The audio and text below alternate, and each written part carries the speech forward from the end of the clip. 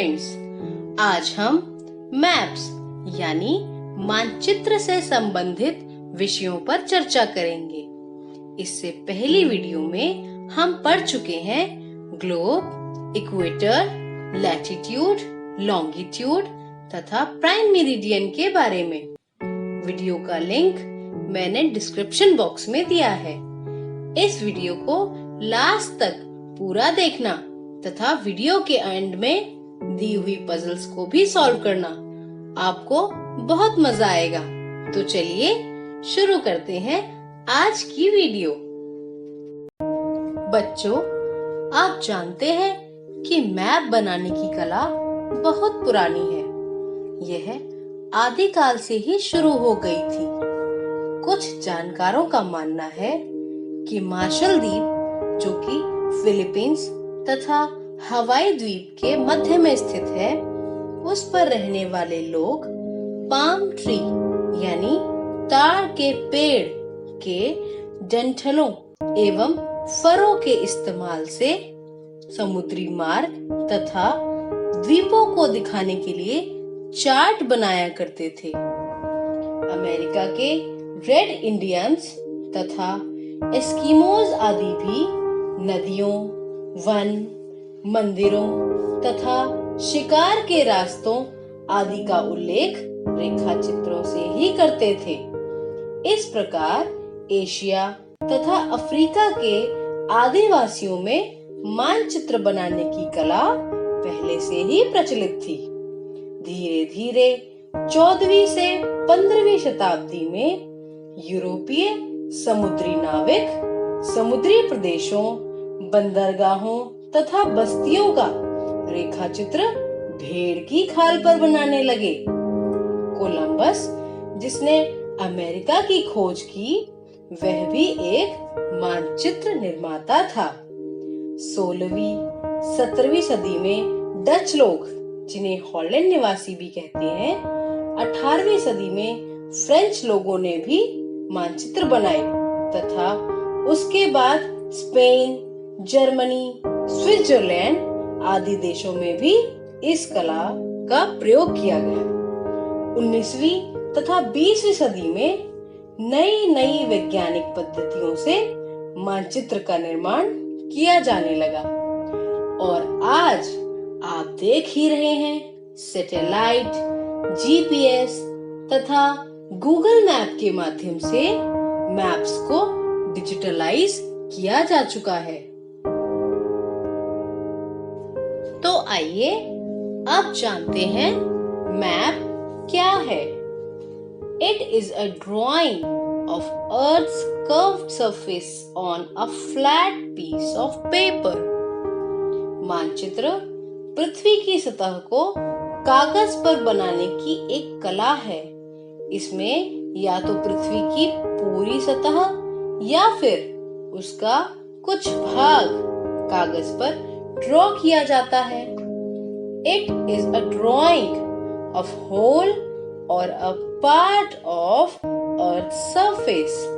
कल्पना कीजिए कि आपके हाथ में एक ग्लोब है और उस ग्लोब को अपनी हथेली से दबाकर किसी कागज पर फैला देते हैं, तो यही बन जाएगा मानचित्र। दोस्तों, मानचित्र बनाने वालों को कार्टोग्राफर कहा जाता है। बच्चों, अब आप सोच रहे होंगे कि मैप बनाना क्यों जरूरी है। तो आप यह जान लें कि मैप की मदद से आप कोई भी स्थान बहुत ही आसानी से ढूंढ सकते हैं। It helps us to locate a place easily. आगे मैप के कुछ एग्जाम्पल्स दिए हुए हैं। पहला है एरिया मैप, दूसरा सिटी मैप और तीसरा रोड मैप आदि। इनको हम बारी बारी से पढ़ने वाले हैं। बच्चों, क्या आप जानते हैं जिस बुक में केवल मैप ही मैप हो उसे क्या कहते हैं? तो आपने आंसर सोच लिया होगा। जी हाँ, मैप्स की बुक को एटलस कहा जाता है। और हाँ, मैप बनाने की कला को कार्टोग्राफी कहते हैं। आप इन दोनों बातों को याद रखिएगा।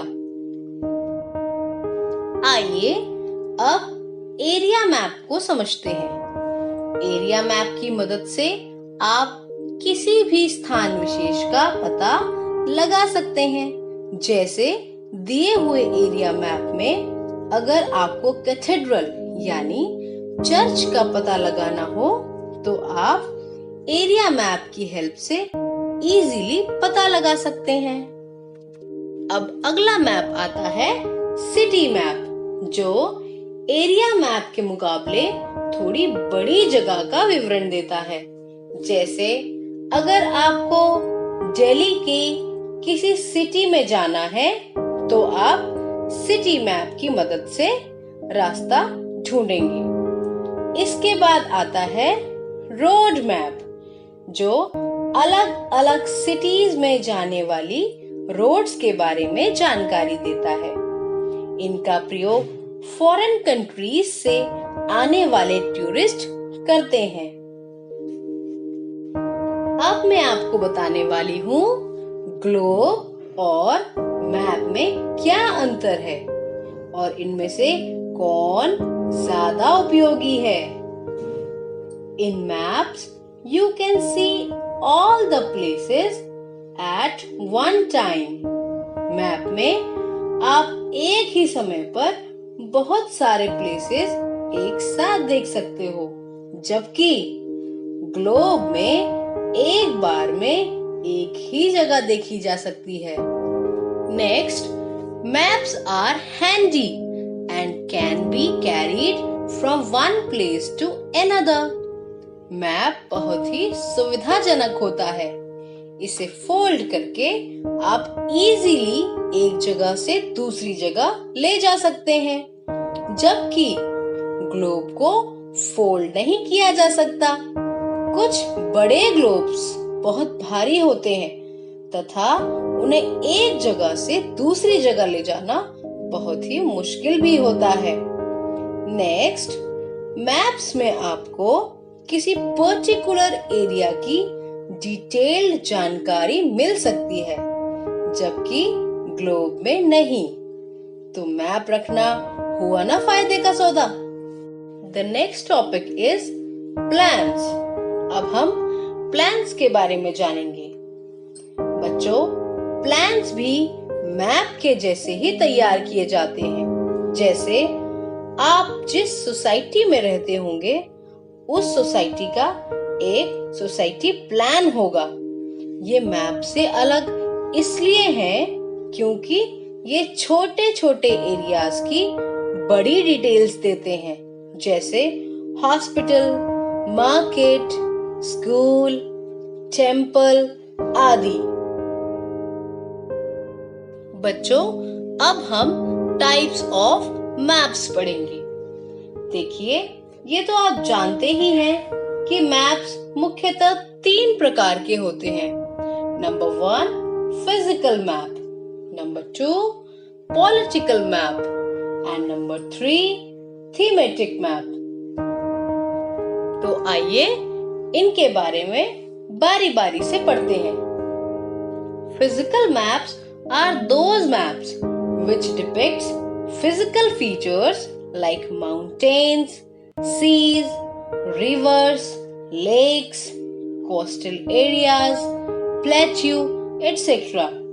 यानी फिजिकल मैप की मदद से किसी देश अथवा दुनिया की पर्वतमालाएं, समुद्र, नदियां, झीलें, तटीय क्षेत्र अथवा पठारों की जानकारी मिलती है। पिक्चर में दिए हुए मैप को ध्यान से देखिए। अगला है political map, which depicts international boundaries, countries, capital cities, states and other important places. इसमें हम अंतर्राष्ट्रीय सीमाएं, देशों, राजधानियों, राज्यों आदि महत्वपूर्ण जगहों के बारे में पढ़ते हैं। दिया हुआ मैप भारत का मैप है। यह एक पॉलिटिकल मैप है जिसमें आप भारत के सभी स्टेट्स के नाम पढ़ सकते हैं। Next is thematic map. ये वे मैप होते हैं जो किसी थीम या टॉपिक पर बेस्ड होते हैं। जैसे हम भारत में खनिज संसाधन यानी मिनरल्स कहाँ-कहाँ पाए जाते हैं, यदि ये देखना चाहते हैं तो हमें खनिज संसाधनों के थीमेटिक मैप को देखने की आवश्यकता होगी। ऐसे ही soil types, rainfall patterns, mountains, rivers, इन सब के अलग-अलग थीमेटिक मैप्स बनाए जाते हैं। चलिए आखिर में सीखते हैं मानचित्र की भाषा को, अर्थात मानचित्र को कैसे पढ़ा जाता है। मानचित्र की भाषा के 4 मुख्य कंपोनेंट्स हैं।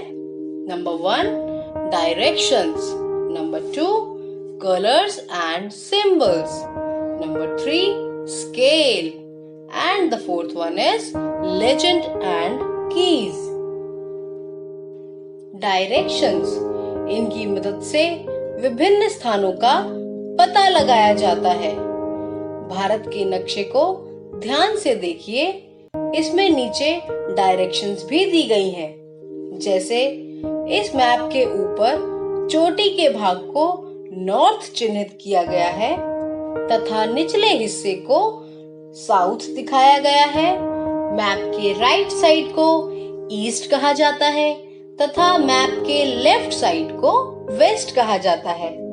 इसके बाद कुछ कार्डिनल डायरेक्शंस भी होती हैं जो इन 4 मेन डायरेक्शंस के बीच में होती हैं। जैसे north east, north west, south east, south west. आइए अब हम इन डायरेक्शंस को और अच्छे से एक एग्जाम्पल की मदद से समझते हैं। यदि आप अपने दोनों हाथों को फैलाकर खड़े होंगे तो दिशाएं कुछ इस प्रकार होंगी। आपके सिर के भाग को नॉर्थ कहा जाएगा तथा मैप की चोटी को भी नॉर्थ कहा जाएगा। आपका लेफ्ट हैंड ईस्ट दर्शाता है। मैप में ईस्ट कहाँ है यह आप देख सकते हैं। आपका पैरों का भाग साउथ कहलाएगा, जो कि मैप का भी नीचे का भाग है। आपका सीधा हाथ वेस्ट कहलाएगा। वेस्ट को आप मैप में देख रहे हैं। Next component of map language is colours.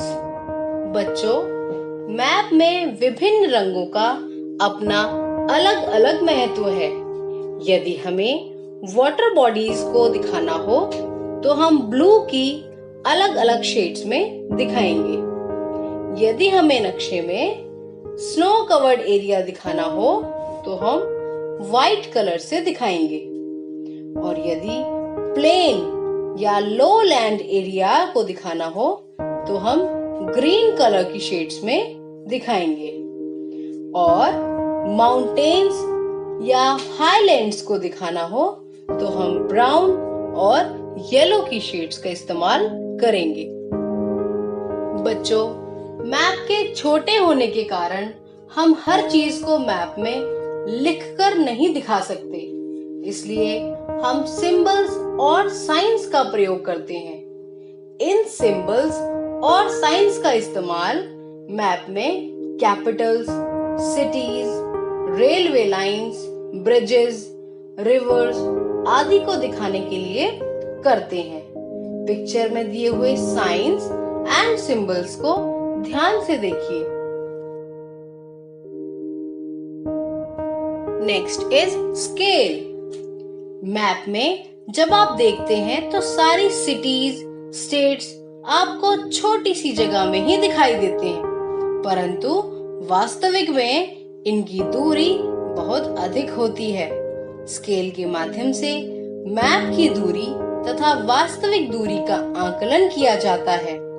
Scale आपको मैप के बॉटम में दिखाई देगा, जैसा कि आप स्लाइड में देख रहे हैं। The last one is keys and legends. A key or legend is created to understand the meaning of colors, symbols and sign.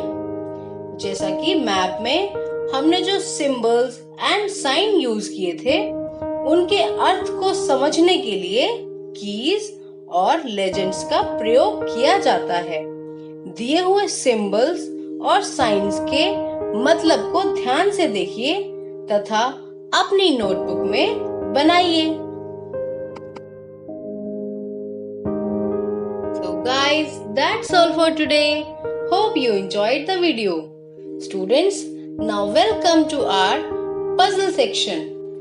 बच्चों, यहाँ हमने आपको 3 मैप्स के फोटोज दिए हैं। आपको आइडेंटिफाई करना है इनमें से कौन सा मैप पॉलिटिकल है, कौन सा फिजिकल है और कौन सा थीमेटिक है। दोस्तों, आशा है आपको मैप से संबंधित सभी बेसिक कॉन्सेप्ट्स क्लियर हो गए होंगे। यदि आपको आज की हमारी वीडियो पसंद आई तो इसे लाइक करें और ज्यादा से ज्यादा दोस्तों में शेयर करें। अगर आपने अब तक हमारा चैनल सब्सक्राइब नहीं किया है तो इस वीडियो के नीचे दिए गए लाल रंग से लिखे सब्सक्राइब बटन को जरूर दबाएं तथा घंटी का निशान आने पर ऑल बटन को प्रेस करें। Thank you.